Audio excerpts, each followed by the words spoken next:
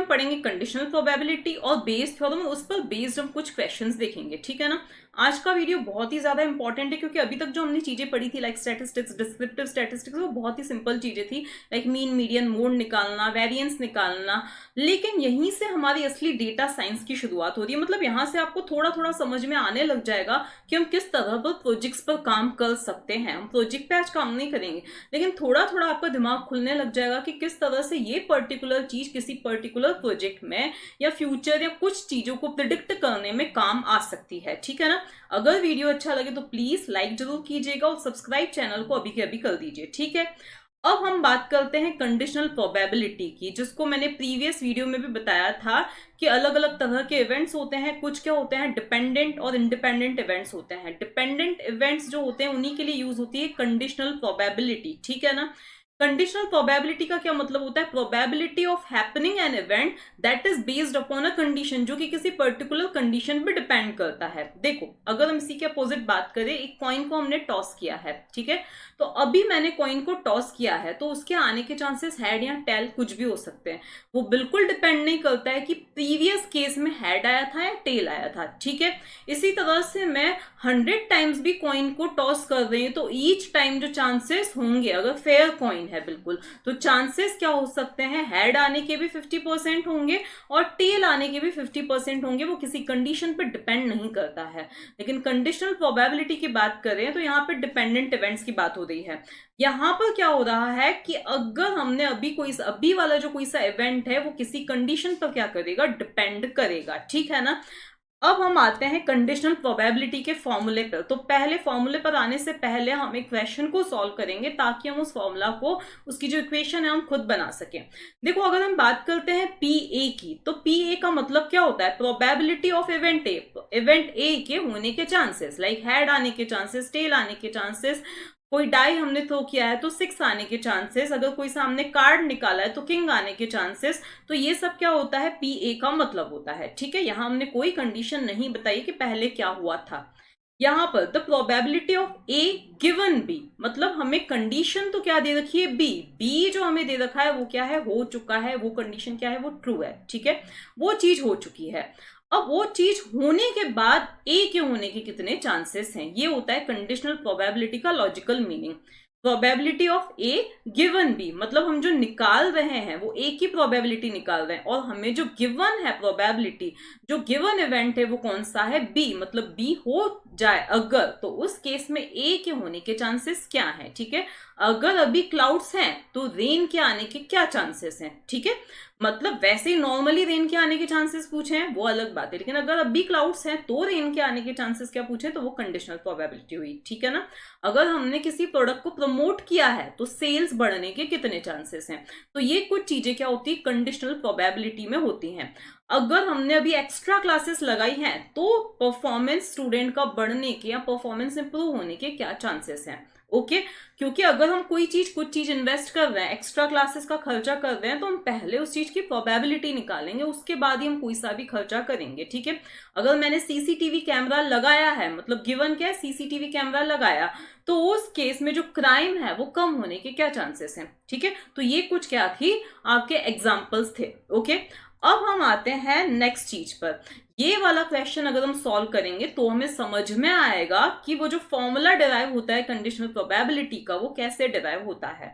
मान लिया ये क्या है, पर्टिकुलर कोई बैग है, ठीक है। यहाँ पे तो हमें बॉल्स जो है वो दिख रही हैं कि उनका ये कलर है, लेकिन ये बैग ऐसा है जिसमें हमें नहीं दिख रही है कि कौन सी बॉल का कौन सा कलर है, लेकिन उसके अंदर एक्चुअली ये वाली क्या है, बॉल्स हैं, ठीक है।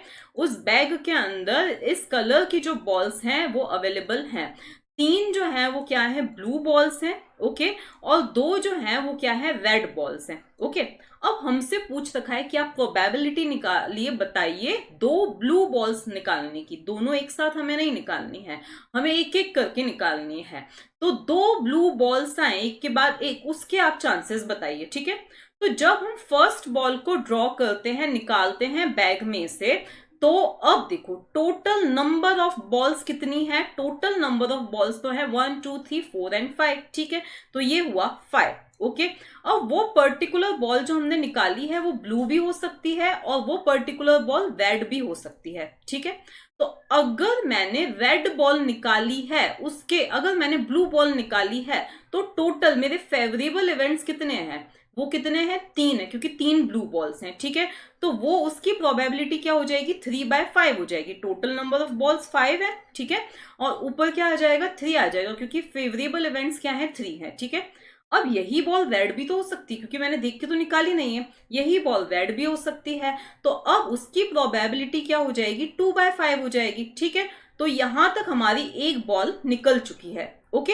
तो यहां तक हमारी एक बॉल निकल गई है। ये वो केस था जब मैंने ब्लू बॉल निकाली है, ठीक है, मतलब ब्लू बॉल आने की प्रोबेबिलिटी। ये है हमारी कौन सी, रेड बॉल आने की प्रोबेबिलिटी। अब अगर ब्लू बॉल निकल चुकी है तो उस केस में हमारा जो सैंपल स्पेस होगा हमारे बैग में, इस तरह से बॉल्स होंगी। अगर रेड बॉल निकल चुकी है तो हमारे बैग में इस तरह से बॉल्स होंगी, ठीक है। अब हम बढ़ते हैं आगे। अब हमें क्योंकि 2 बॉल्स बोली हैं, ठीक है, अब मान लिया ऐसा कोई सा केस हुआ है, ओके, हमारी जो पहली बॉल निकली है वो ब्लू निकल चुकी है। उसके बाद में भी तो अगेन हो सकता है कि मैंने जो बॉल निकाली है वो रेड हो, ठीक है, या फिर वो क्या हो, ब्लू हो, ओके, या फिर वो क्या हो, ब्लू हो। दोनों में से कुछ भी केस हो सकता है इस केस के बाद में भी, ठीक है। तो अब अगर वो बॉल क्या है, रेड है, वो बॉल क्या है, देखो एक इवेंट हो चुका है, एक इवेंट हो चुका है। अब अगर वो बॉल रेड है तो रेड आने के चांसेस कितने होंगे, तो देखो अभी हमारे पास 2 रेड अवेलेबल हैं, ठीक है, लेकिन टोटल नंबर ऑफ बॉल्स जो है अब क्या है, 4 है, ओके, क्या है, 4 है, ओके। तो अब प्रोबेबिलिटी क्या हो जाएगी, 2/4 हो जाएगी, मतलब ब्लू निकल जाने के बाद रेड आने की प्रोबेबिलिटी होगी 2/4। ध्यान देना इस चीज का, ठीक है। अब अगर हम बात करते हैं कि इस केस के बाद में अगर हमने जो बॉल निकाली है वो ब्लू है, तो क्या होगा, तो देखो टोटल नंबर ऑफ बॉल्स यहाँ पे कितनी थी, 4 थी। टोटल नंबर ऑफ बॉल्स कितनी थी, 4 थी, okay. Total number of balls कितनी थी, 4 थी, और हमारा फेवरेबल इवेंट्स कितने थे, 2, मतलब 2 ब्लू बॉल्स थी, ओके, 2 ही ब्लू बॉल्स थी, ओके। तो यहाँ पे क्या आ जाएगा, 2/4 आ जाएगा, क्या आ जाएगा, 2/4 आ जाएगा, मतलब कि 1/2 आ जाएगा, ओके। तो हमने क्या नोटिस किया है यहाँ पर, जब हम हमारी डेस्टिनेशन तक यहाँ पे पहुंच चुके हो, देखो ब्लू के बाद में ब्लू, तो उसकी हमें प्रोबेबिलिटी बतानी है, ठीक है। तो सबसे पहले हमने जो निकाली थी वो ब्लू बॉल निकालनी थी, जिसकी प्रोबेबिलिटी क्या थी, 3/5 थी, ठीक है। उसी के बाद हमने अगेन ब्लू बॉल निकाली अगर, तो अब हमें क्या करना है, इस चीज को मल्टीप्लाई करना है। क्यों मल्टीप्लाई करना है, क्योंकि देखो जब हम चाहते हैं कि या तो ये वाला इवेंट हो या ये वाला इवेंट हो, तो हम ऐड करते हैं, प्लस करते हैं। लेकिन हम चाहते हैं जब दोनों इवेंट्स हो तो पहले इवेंट, पहली प्रोबेबिलिटी को दूसरी प्रोबेबिलिटी के साथ मल्टीप्लाई किया जाता है। तो यहाँ पे हम चाहते हैं कि पहली ब्लू के बाद हमें दूसरी भी ब्लू निकालनी ही है, तो हम क्या करेंगे, इस प्रोबेबिलिटी को मल्टीप्लाई करेंगे इस वाली प्रोबेबिलिटी से, ठीक है। तो हमने क्या किया, मल्टीप्लाई किया 1/2 से, ठीक है। तो हमें क्या मिला है, 2 ब्लू बॉल्स निकालने की प्रोबेबिलिटी। यही अगर हमें बोला जाता है कि ब्लू और रेड निकालने की, और मतलब कि AND, एंड हमारा हिंदी वाला और है, इंग्लिश वाला एंड है, ठीक है। तो ब्लू और साथ ही में रेड निकालने की प्रोबेबिलिटी बताओ, तो हमारी जो चेन जाती वो कुछ इस तरह से जाती, ठीक है। अगर हमें बोला जाता कि 2 रेड निकालने की प्रोबेबिलिटी बताओ, तो देखो यहां तक हम रेड निकाल चुके हैं, एक रेड बॉल को निकाल चुके हैं, ठीक है। अब जो मैंने बॉल निकाली है वो, अगर मैंने जो बॉल निकाली है इसमें से ब्लू है तो हम यहां जाएंगे। अगर वो जो हमारी बॉल हमने निकाली है वो रेड है तो हम कहां पे जाएंगे, यहाँ पे जाएंगे। और इस पॉइंट पर देखो रेड बॉल आने की प्रोबेबिलिटी क्या हो जाएगी, 1/4 हो जाएगी। क्या हो जाएगी, क्योंकि एक बॉल है रेड कलर की और टोटल बॉल्स कितनी है, 4 है, तो 1/4 हो जाएगी। तो अगर 2 रेड बोला है तो उसके लिए जो हमारा वे होगा कुछ इस तरह से होगा, 2/5 इंटू 1/4, ठीक है। तो हमने क्या दिखा, एक इवेंट और साथ ही में दूसरा इवेंट आने की जो प्रोबेबिलिटी है, देखो एक इवेंट, एक ब्लू बॉल, साथ ही में दूसरा इवेंट मतलब कि दूसरी ब्लू बॉल, उसकी प्रोबेबिलिटी क्या थी, उसकी प्रोबेबिलिटी ये थी पहले इवेंट की प्रोबेबिलिटी, मतलब पहली ब्लू बॉल की प्रोबेबिलिटी, तो पहली ब्लू बॉल की प्रोबेबिलिटी इनटू अगेन क्या था, यहां पर हमने क्या किया, दूसरी ब्लू बॉल की प्रोबेबिलिटी। लेकिन यहाँ पे दूसरी ब्लू बॉल की प्रोबेबिलिटी कब आ रही है, जब हम पहली निकाल चुके हैं। तो यहां पर हम क्या बोलेंगे, P of B when given, जब हमें क्या दे रखा है, A गिवन है, कि मतलब ये वाला जो इवेंट है वो क्या है, हो चुका है, ये वाला इवेंट क्या है, हो चुका है, ओके, ये वाला इवेंट हो चुका है, तो फिर इस वाले इवेंट की प्रोबेबिलिटी क्या है, ठीक है। मान लिया यहाँ पे आपको कलर्स को लेके कंफ्यूजन हो रहा हो, तो हम काम करते हैं ब्लू के साथ में रेड ले लेते हैं, ठीक है। तो अब ब्लू के साथ में रेड बॉल आने की प्रोबेबिलिटी क्या होगी, तो यहाँ पे आ जाएगा पहली ब्लू बॉल निकालने की प्रोबेबिलिटी, उसके बाद में कौन सी बॉल निकालने की प्रोबेबिलिटी, रेड बॉल निकालने की प्रोबेबिलिटी, जब हम ऑलरेडी ब्लू बॉल को निकाल चुके हैं, जब हम ऑलरेडी ब्लू बॉल को निकाल चुके हैं। यहाँ पे मैं सीधे पी आर रखती हूं तो हमारा काम नहीं चलेगा, क्योंकि हमें ये ध्यान में रखना है कि अब हम ब्लू बॉल को निकाल चुके हैं। क्यों निकाल चुके हैं, क्यों हमें ये रखना है, क्योंकि अब हमारी एक ब्लू बॉल कम हो चुकी है, तो एक बॉल भी हमारी क्या हो चुकी है, कम हो चुकी है। मैं सीधे से अपॉन में 5 मैंने यहाँ पे नहीं रखा है, ठीक है ना। तो इस चीज से हमारा ये इस तरह से कुछ क्या बना है, फॉर्मूला बना है, ठीक है। तो हमारा जो कुल मिला के फॉर्मूला अभी अभी हमने बनाया वो क्या था, probability of A and B is equals to, देखो दो इवेंट्स होने की जो प्रोबेबिलिटी है is equals to P A into, multiply किया है हमने, किससे मल्टीप्लाई किया है, जब हमारा ये वाला इवेंट हो चुका है तो इस वाले इवेंट के होने की प्रोबेबिलिटी क्या है, ठीक है ना। यही चीज तो अभी अभी मैंने आपको बताया था क्या होती है, कंडीशनल प्रोबेबिलिटी होती है। क्या होती है ये, कंडीशनल प्रोबेबिलिटी होती है। अब अगर मैं इस चीज को यहां पर नीचे लेके जाऊं, डिवाइड में लेके जाऊं, तो हमारा जो फॉर्मूला बनेगा P B over A is equals to क्या बन जाएगा, पी ए एंड बी, जिसको हम इंटरसेक्शन से भी डिनोट कर सकते हैं, तो ए एंड बी हो जाएगा, ठीक है। ओवर यहाँ पे नीचे क्या आ गया है, पी ऑफ ए आ गया है, क्या आ गया है, पी ऑफ ए आ गया है, ठीक है। तो अगर हमारी जो कंडीशनल प्रोबेबिलिटी है, probability of event be given event A has awkward, मतलब ए हो चुका है, तो बी के होने की प्रोबेबिलिटी क्या है, यही चीज क्या होती है, कंडीशनल प्रोबेबिलिटी होती है, ठीक है। तो उसका जो फॉर्मूला है वो क्या है, ये है। यही अगर हमें कुछ इस तरह से करना हो, ए ओवर बी, मतलब ए की प्रोबेबिलिटी निकालनी है जब बी हो चुका है, ठीक है। तो उस केस में यहां पर तो ए एंड बी ही आएगा, क्योंकि इससे कोई फर्क नहीं पड़ता है हम बी एंड ए लिखें या ए एंड बी लिखें, ठीक है। लेकिन यहाँ डिनोमिनेटर में क्या आ जाएगा, पी ऑफ बी आ जाएगा, क्या आ जाएगा, पी बी आ जाएगा। तो ये दो फॉर्मूलास हमने देखे हैं, ठीक है। जब हम बी के निकाल रहे हैं तो यहाँ पर ए आ रहा है, जब हम ए के निकाल रहे हैं तो यहाँ पर क्या आ रहा है, बी आ रहा है, ओके। ऊपर तो क्या है, इंटरसेक्शन ही है, ठीक है। तो अब हम देखते हैं एक क्वेश्चन इस पर बेस्ड, ओके।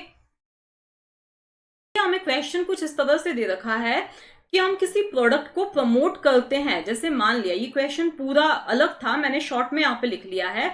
हमारा क्वेश्चन कुछ ऐसा है कि हम कुछ प्रोडक्ट्स मैन्युफैक्चर करते हैं, हम उनको प्रमोट करते हैं, और वो प्रोडक्ट क्या होते हैं, सेल होते हैं। लेकिन ऐसा जरूरी नहीं कि हम प्रमोट करते हैं तो ही वो सेल होते हैं।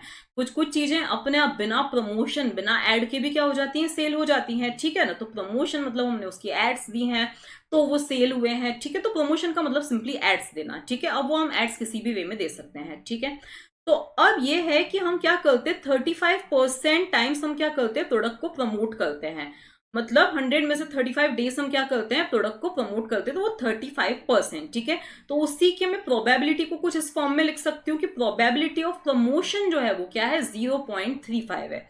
प्रोबेबिलिटी ऑफ प्रमोशन क्या है, 0.35 है, ठीक है। अब इसके बाद में हमें ये भी डेटा दे रखा है कि ऐसा 15% ऐसे केसेस हैं, 15% मतलब 100 में से 15 डेज ऐसे होते हैं जब हमारे प्रोडक्ट सेल भी होता है और जब प्रमोशन भी। देखो टोटल ये हमारे क्या है, 100 डेज हैं, ठीक है। अब इनमें से 35 डेज ऐसा होता है कि हम प्रोडक्ट को क्या करते हैं, प्रमोट करते हैं, ठीक है। अब प्रोडक्ट सेल तो वैसे भी होता है, ठीक है। अब 100 में से मान लिया कि 75 डेज हमारा प्रोडक्ट सेल होता है। प्रोडक्ट जो मान लिया वो बहुत बड़ा है, कार है या कुछ भी है, ठीक है। तो अब 100 में से मान लिया कि 75 डेज वो प्रोडक्ट क्या होता है, सेल होता है, ठीक है। अब ये जो पोर्शन है वो ये बताता है कि जिस दिन हमने प्रोडक्ट को क्या किया है, प्रमोट भी किया है, ये चीज है प्रमोशन, ठीक है। ये चीज क्या है, प्रमोशन है। देखो मैं फिर से रिपीट कर रही हूँ अगर मैंने गलत बताया हो। ये हमारे 100 डेज हैं, ठीक है। अब हम इतने डेज क्या करते हैं, प्रोडक्ट को प्रमोट करते हैं, और इतने डेज हमारा प्रोडक्ट क्या होता है, सेल होता है, ठीक है। 75 डेज मान लिया वो सेल होता है, कुछ भी डेज सेल होता है, ठीक है।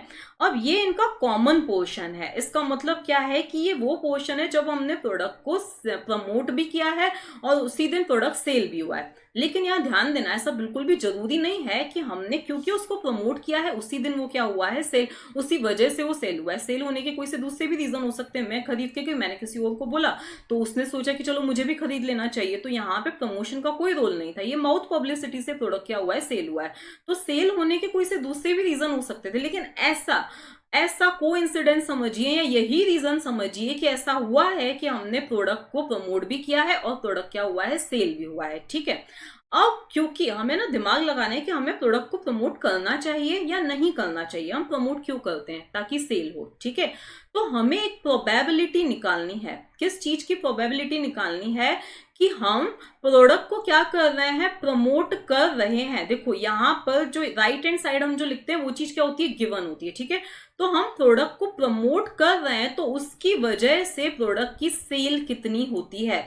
तो प्रोडक्ट को प्रमोट करने की वजह से सेल होने की प्रोबेबिलिटी हमें निकालनी है। प्रमोट करने की वजह से सेल होने की प्रोबेबिलिटी हमें क्या करनी है, निकालनी है। सेल आउट होने की प्रोबेबिलिटी हमें क्या करनी है, फाइंड करनी है। ठीक है, यहां हमें दे रखा था कि कुछ ऐसे कॉमन डेज हैं जब हम प्रमोट भी करते हैं और सेल भी होती है, लेकिन दोनों का आपस में कनेक्शन है या नहीं वो चीज हमें पता नहीं है।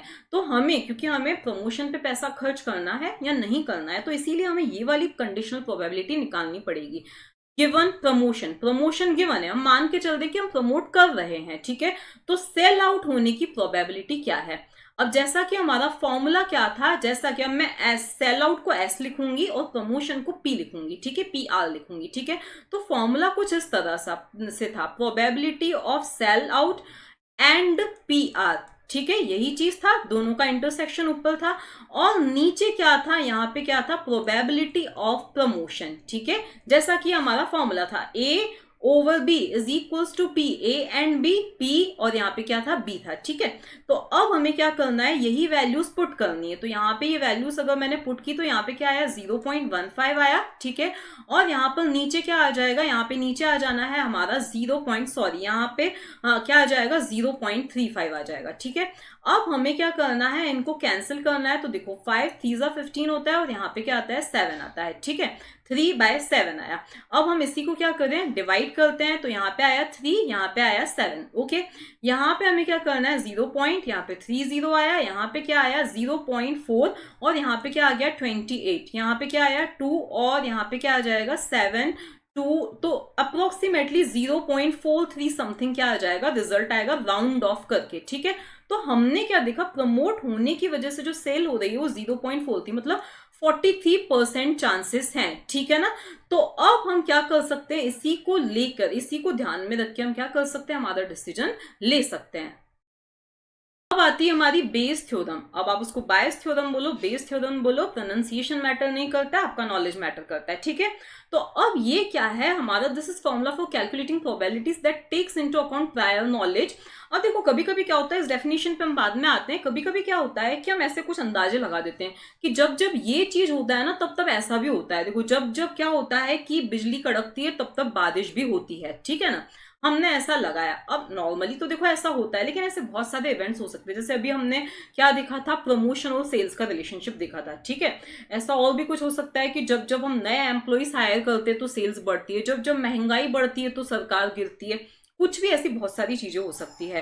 तो कुछ कुछ ऐसे होते हैं हम बैठे बैठे अजम्पशंस लगा लेते हैं, लेकिन ये सिर्फ क्या होते हैं, हमारा एक तरह से हाइपोथेसिस होती है कि हमने सिर्फ ऐसा सोचा है कि ऐसा होता है। लेकिन उस चीज पे हमारा पक्का विश्वास तब हो जाता है जब हम क्या करते हैं और डेटा कलेक्ट करते हैं कि देखो कितनी बार ऐसा हुआ है कि जब हमने क्या किया है, जब जब हमने क्या किया है, प्रमोट किया है तो सेल हुई है। तो प्रीवियस डेटा को हम, प्रीवियस डेटा, एक्सपीरियंस, नॉलेज, इन सब चीजों को कलेक्ट करते हैं और फिर एक नई प्रोबेबिलिटी निकालते हैं। ठीक है, और वो प्रोबेबिलिटी थोड़ी सी अगर ज्यादा आ रही है तो हमारा जो विश्वास है वो क्या हो जाता है, मजबूत हो जाता है कि हाँ हमने जो माना था वो क्या है, सही है। तो अब ये तो थी इंसानों की बात। यही चीज अब क्योंकि ये मशीन लर्निंग का पार्ट है, ये जो बेस थ्योरम है, कंडीशनल प्रोबेबिलिटी है, ये मशीन लर्निंग का पार्ट है। अब हम यही सब मशीन को भी सिखाना चाहते हैं कि पहले का डेटा आप कलेक्ट करो, पहले किसी चीज को।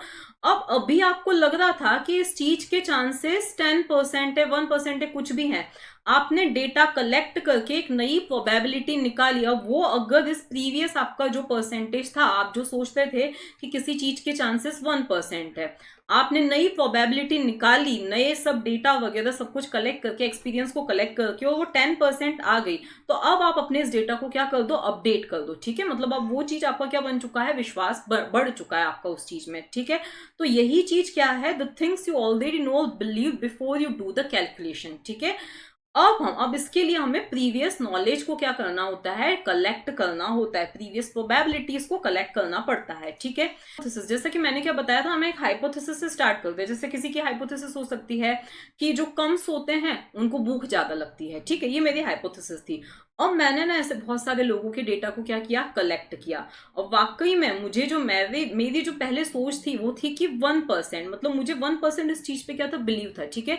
मैंने डेटा को कलेक्ट किया, बहुत सारे एक्सपीरियंसेस को, लोगों के डेटा को कलेक्ट किया, और वाकई में ये जो प्रोबेबिलिटी आई है वो 1% से ज्यादा आई है, तो मेरा जो बिलीफ है वो क्या हो जाएगा, बढ़ जाएगा, मतलब मेरा डेटा क्या हो गया, अपडेट हो गया, 1% से 5% हो गया, ठीक है।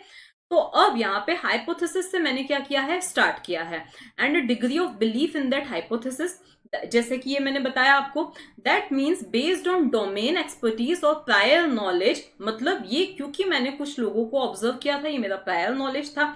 अब सिर्फ उस नॉलेज के बेसिस पर, तो ये क्या थी, ये जो कि मैं मान रही थी कि इतने %, ये मेरी क्या थी, डिग्री ऑफ बिलीफ थी, ठीक है, ये सिर्फ मेरे नॉलेज के बेसिस पे। अब मैं दूसरा डेटा भी कलेक्ट करूंगी, उसके हिसाब से ये चीज कम भी हो सकती है, 0.5% इस डायरेक्शन में भी जा सकती है या इस डायरेक्शन में भी जा सकती है, ठीक है ना।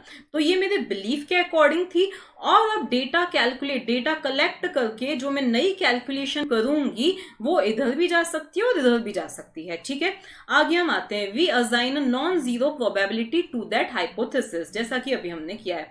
देन वी गैदर डेटा, उसके बाद में हम क्या करेंगे, जैसे कि मैंने 1%, ये मेरा था कि ये 1% ऐसा होता है, ठीक है। इसके बाद मैंने डेटा कलेक्ट किया, डेटा को गैदर किया, कैलकुलेशंस की, and update your our initial beliefs, फिर मैंने अपने इनिशियल बिलीव्स को क्या किया है, अपडेट किया है, ठीक है। मान लिया ऐसा नहीं है तो मैं सोच लूंगी ये मेरा भ्रम है, ठीक है, ऐसा है मतलब हाँ मैं सही सोचती हूँ, ओके। अब आप और भी बहुत सारे केसेस को यहाँ पे अज्यूम करके इस एग्जाम्पल को समझ सकते हो, इस क्वेश्चन को, इस चीज को समझ सकते हो, ठीक है। अब देखो, if the data support the hypothesis, अगर डेटा जो है वो सपोर्ट कर रहा है हाइपोथेसिस पे, तो प्रोबेबिलिटी ऊपर जाएगी। अगर डेटा इस हाइपोथेसिस को सपोर्ट नहीं कर रहा है तो प्रोबेबिलिटी क्या आएगी, नीचे आएगी, ठीक है ना। तो अब हम बढ़ते हैं आगे कि इसका फॉर्मूला किस तरह से, क्या इसका बेजियन थ्योरम की जो इक्वेशन है वो क्या है, ठीक है। अभी हमने क्या देखा था, पी ए एंड बी जो है वो किसके इक्वल था, P A times P B और ए, ठीक है, सॉरी, और डिवाइड बाय ए, ठीक है, ऐसा कुछ था, ओके, ओवर ए, ठीक है। अब इसके बाद में एक और मैंने आपको फॉर्मूला बताया था कि इसको हम कुछ इस तरह से भी तो लिख सकते हैं, P A and B is equals to P B into P A over B, ठीक है। ये दोनों फॉर्मूला मैंने आपको बताया थे, क्यों, क्योंकि जब पी बी ओवर ए का जो फॉर्मूला था वो क्या था, उसमें डिनोमिनेटर में पी ए था, पी ए ओवर बी के फॉर्मूले में डिनोमिनेटर में क्या था, पी बी था, ठीक है। तो ये दो क्या है हमारी इक्वेशन से, ये है इक्वेशन नंबर 1, ये है इक्वेशन नंबर 2, ठीक है।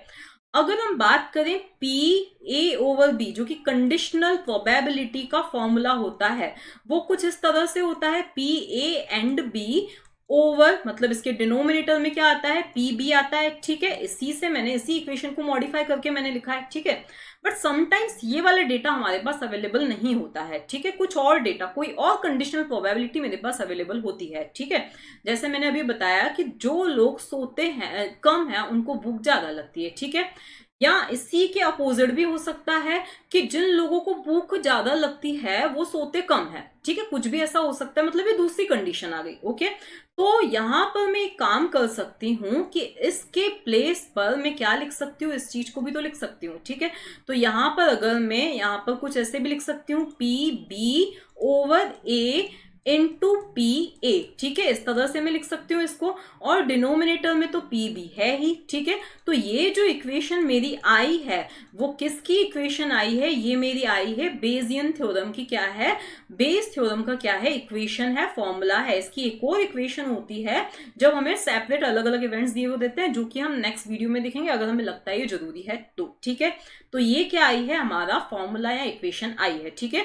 तो इसी को ध्यान में रख के हमें क्या करना है, इक्वेशन सॉल्व करना है, ओके। तो अब हमें जो क्वेश्चन दे रखा है ये बड़ा ही इंटरेस्टिंग क्वेश्चन है। Find out a patient's probability of having liver disease if they are an alcoholic. मतलब अब हमें जो निकालना है वो क्या निकालना है, अब देखो लीवर डिसीज है, इफ दे आर अल्कोहलिक, मतलब हमें उसकी प्रोबेबिलिटी निकालनी है कि अगर कोई पर्सन अल्कोहलिक है, अल्कोहलिक हमें गिवन है, ठीक है, तो अल्कोहलिक हमें गिवन है, ठीक है।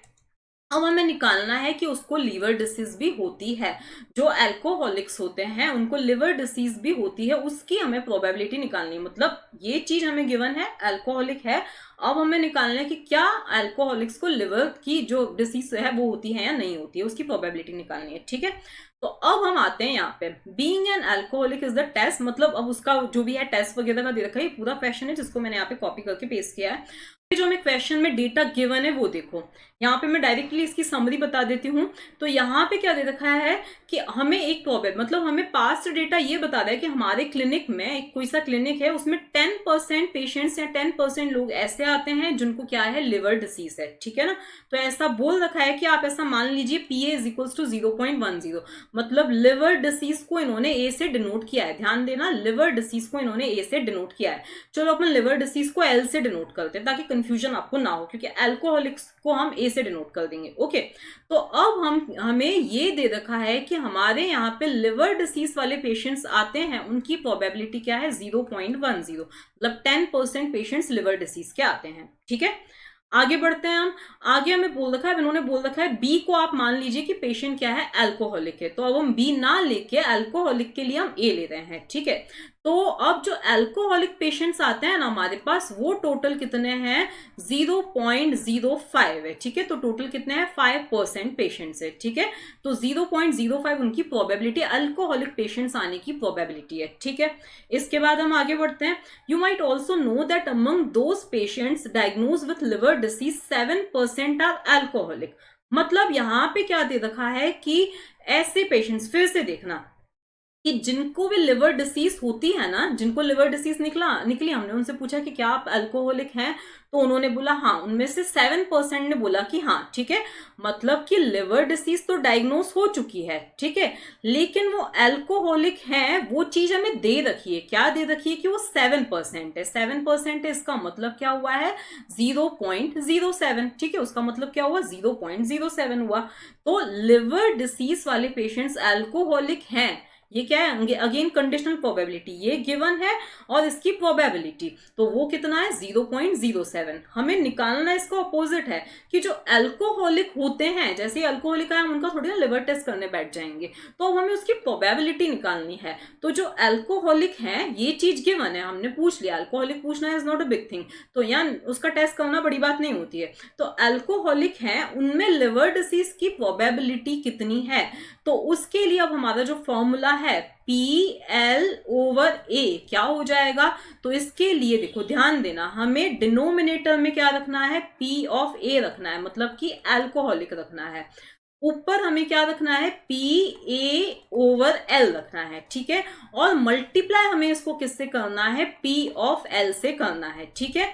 तो अब हमारा जो सोल्यूशन होगा इसका क्या होगा, 0.07, ठीक है, इंटू PL मतलब 0.10, अपॉन में हमें क्या रखना है, 0.05 रखना है, ठीक है। अब हमें इसको क्या करना है, सॉल्व करना है।